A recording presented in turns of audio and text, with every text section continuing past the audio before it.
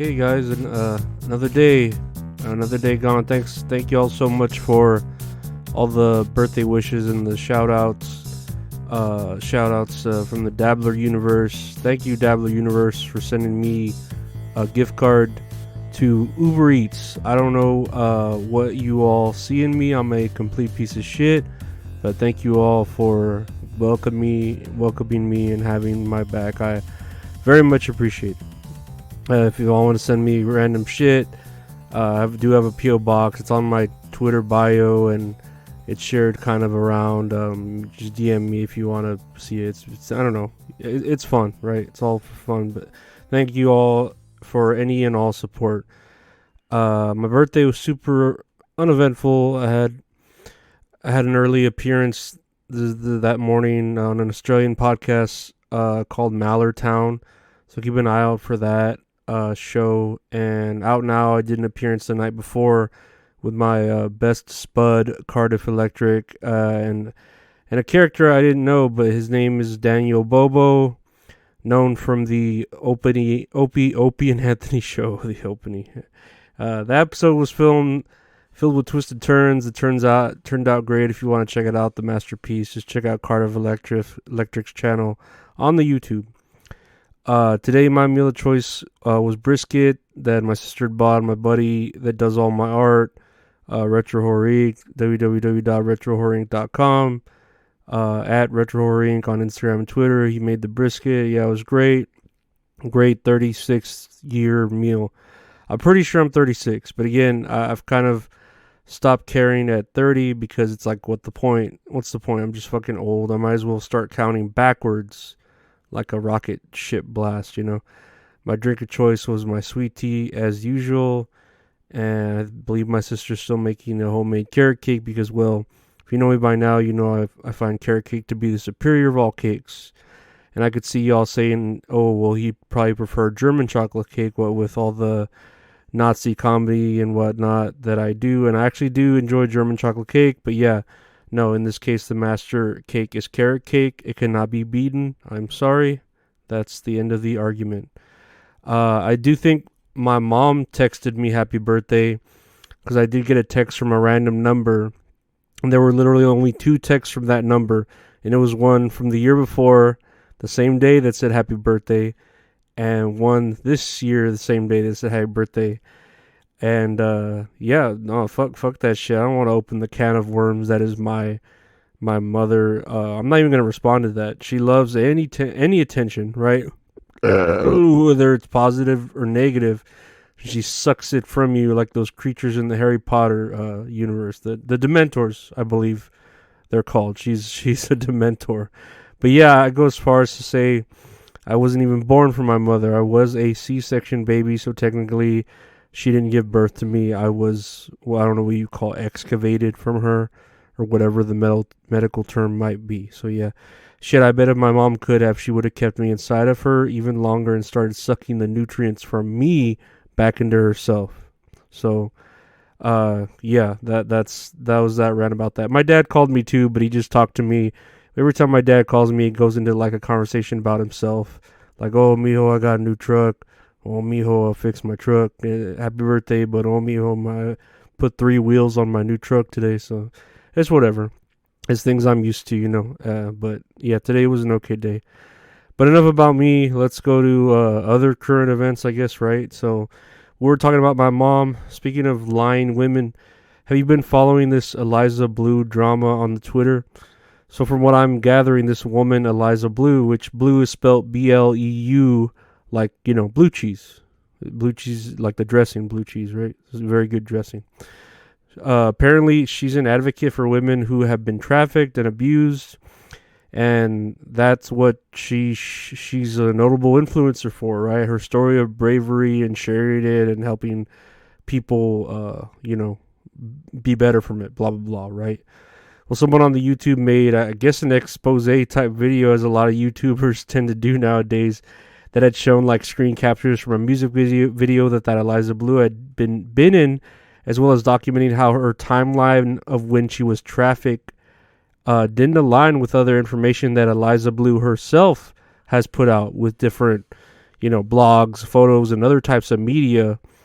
And they make it to where there are many holes in her story of her not actually being trafficked, but just being like a rowdy fangirl of a bunch of punk bands from that Vans Warped Tour era, like My Chemical Romance and other emo type bands. I'm not gonna like fill in all the holes here of information because that's just not what I do. But yeah, it's interesting. Well, when this video came out, that Eliza Bleu expose, Eliza Bleu got that creator of the video struck down for copyright and got them banned on the Twitter, stating that these photos that were used were like private, unconsensual photos. Even though these photos were just screen captures from a music video that has been widely and publicly available on the YouTube for many years.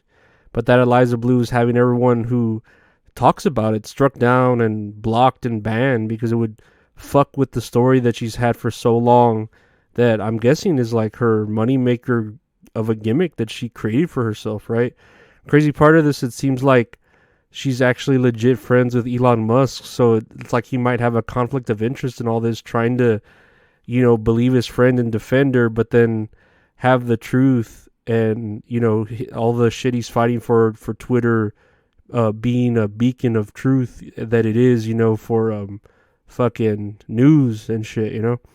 Me personally, again, I just like watching these battles from afar. If her story is that of a fake one, I mean, if it was able to save real lives, like inspire by and people being inspired by her or whatever, that's fine. It's not affecting my life in the slightest bit whatsoever. It really isn't.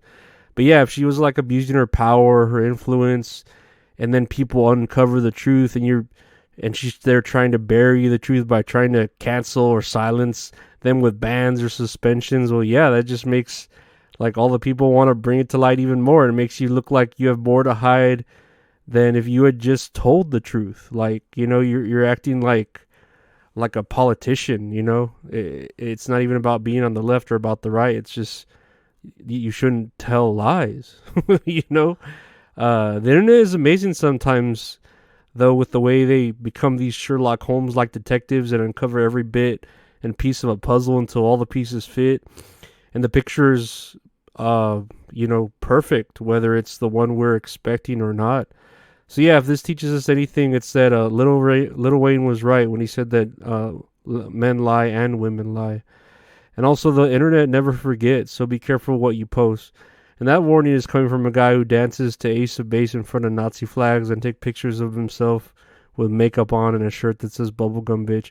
But hey, learn from my mistakes, right? That's what I'm trying to teach here. Moving on the same idea of women, well, kind of, I guess. Have you heard the new Miley Cyrus song Flowers? Apparently it's Spotify's most streamed song in 1 week, getting over 96 million streams in that week alone, which would net her what? Maybe like $76 in royalties, roughly. Nah, I'm sure she's making fucking bank from that song. Considering that's just on fucking Spotify too. Imagine if you factor in Apple Music and YouTube Music and all the other places that Crowder would be mad if he got demonetized from in that contract to the Daily Wire because he's just, a little bitch about it.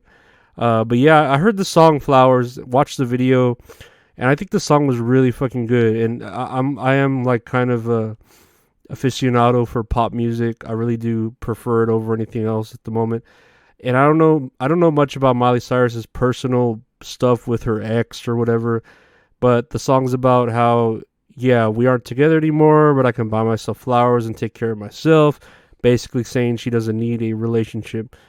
But yeah, it's a great sounding song. She's got a nice, deep, but feminine, powerful voice. And the video is just her hanging out at her house, swimming, working out her underwear, taking a shower so you can see her butt, and then dancing in a jacket with no bra on. So yeah, there's a lot of opportunities to see Miley's naked body in this video if that's what you're looking for, and if you really wanted to try. But with this coming out and releasing, I think it's superior to Taylor Swift's album if I had to like put them neck to neck. When listening to Taylor's album, I was like, it's a bit overproduced. I don't know, I just wasn't feeling it with Taylor Swift's album.